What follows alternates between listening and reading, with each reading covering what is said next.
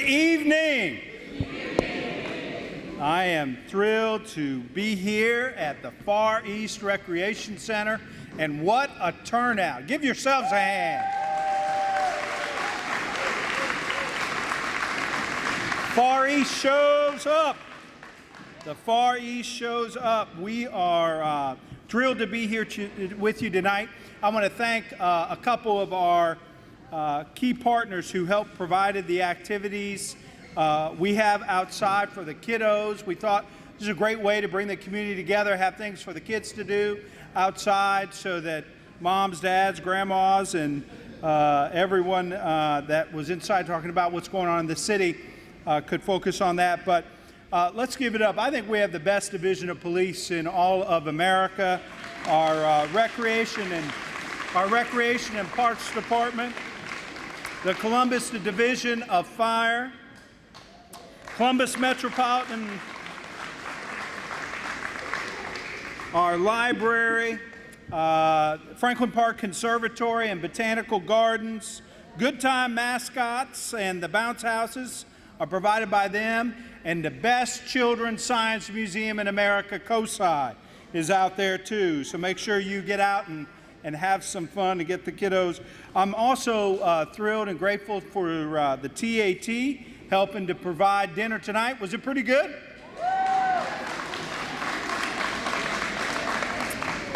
So I'm here tonight because we know our neighborhoods are the lifeblood of our city. And any great city has to be made up of distinctive and strong, great neighborhoods. Our goal is to continue to build strong, safe, vibrant neighborhoods, create a city where every person in every neighborhood has the opportunity to succeed. And it really takes a combined team effort to make a successful neighborhood. Engage residents, thoughtful businesses, and attentive city staff. Many of you already know these folks, but I want to recognize some of the city employees that are working hard in your neighborhood. I know everybody here knows Lynn LaCour. Lynn, where are you? There she is. Lynn is our Pride Center manager and community liaison. Where's our code enforcement team? Are they here? All right. So we have Supervisor Maria Babb, Krista Conrad, Chandra Montgomery, Jacqueline Martin, Gary Harris, and I know that Joel Cash and Janae Crawford are out, but we'll be back in October. Great code enforcement team. How about Columbus Police, our community liaison officers?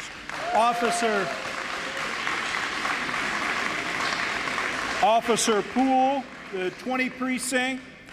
Officer LaRoche, 14 precinct. Officer O'Donnell, 9 precinct. Thank you.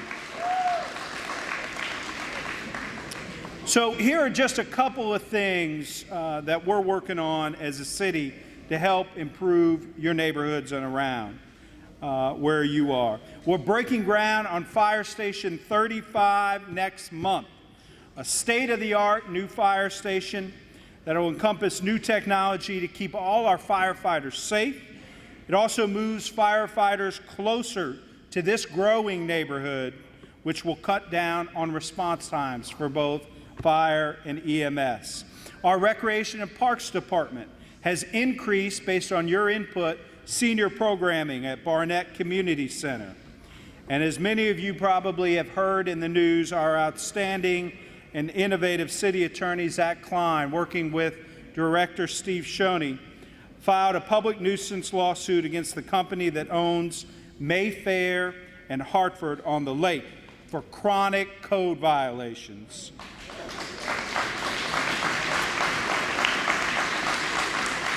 The company has been charged with $1,000 a day since June to clean up their properties, and we are holding them accountable. It was 75 yesterday, it's 76 today, it'll be 77 tomorrow until they clean up their properties.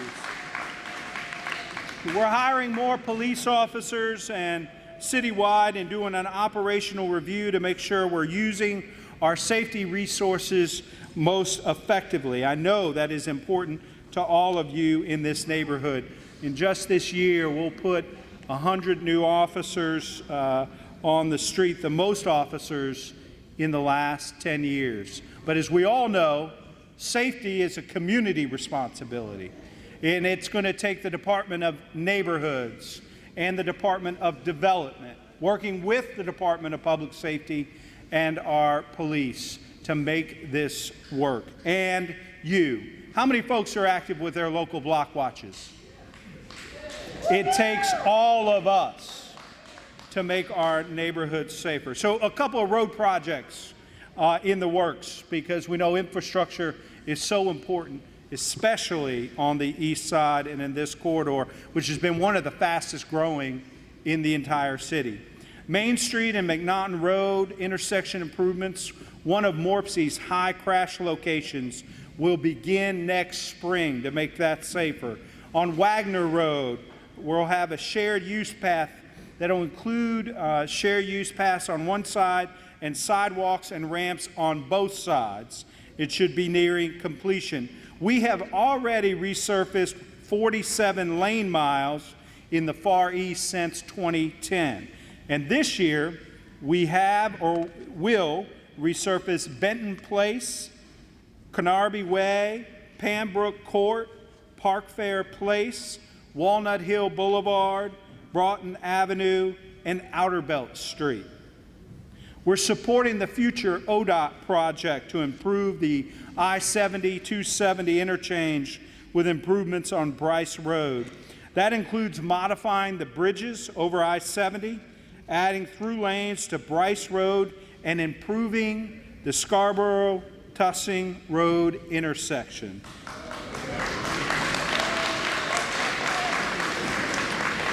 This project will also provide pedestrian and bike facilities on Bryce Road from Chantry Way to north of Bryce to the Columbus line. We have legislation going to City Council soon for a $3 million water line replacement contract on Dundee Avenue. So, because of you and because of your input and engagement and guidance, we are working to make this neighborhood and community safer and stronger together. I know there are a lot of questions about Eastland Mall, and we're interested in hearing your ideas. This is something that we have been hearing from residents about, and we want to make sure that we take into account your ideas and thoughts about what we can be doing there. Our development director, I'm looking around the room, Director Shoney has got his hand up here. Steve Shoney is our development director and is running point on this. And so if there are ideas or thoughts that you have, please make sure you stop by the table he's at or talk to him or his staff about your ideas for Eastland Mall. I hear it in barbershops, places of worship, places of business, schools, and with civic groups. And we want to make sure that we're focused on your thoughts and priorities as we start that work in earnest in the next year. You know, neighbors are the glue that hold a community together. Together, we all ensure the safety and prosperity of our families. I know that at times it feels like you may be the only one in your civic association or your block watch, but keep at it. And keep inviting your neighbors. I know that the work can be lonely and it can be long, and I know you don't do it for the money. But progress is being made, and we're going to leave our kids and our grandkids a better community by investing in them and working on these issues together. So, this is how this evening will work. Our departments are here tonight to provide you with information and to answer questions. There will also be a table with members of my staff available to address your concerns. Where's the mayor's office staff table? All right, Elon. Where? All right. Everybody pointing. We're everywhere. Everybody raising their hand. We'll be here. But if there's a specific question about development, utilities, public health, neighborhoods, feel free to sit down at that table. The director or the director's staff will be there. That way you can talk about your specific issue or question, share guidance or thoughts about that. We're here to listen tonight. We may not have all the answers, but I can assure you someone in our team will follow up to get you details and information as soon as we can. I want to thank each and every one of you for coming out tonight. We've started these this year and have had a great response from neighborhoods throughout the city. And I want to thank all of our partners for helping to sponsor and put this event on here tonight, and to all of our staff that are here tonight to hear from you.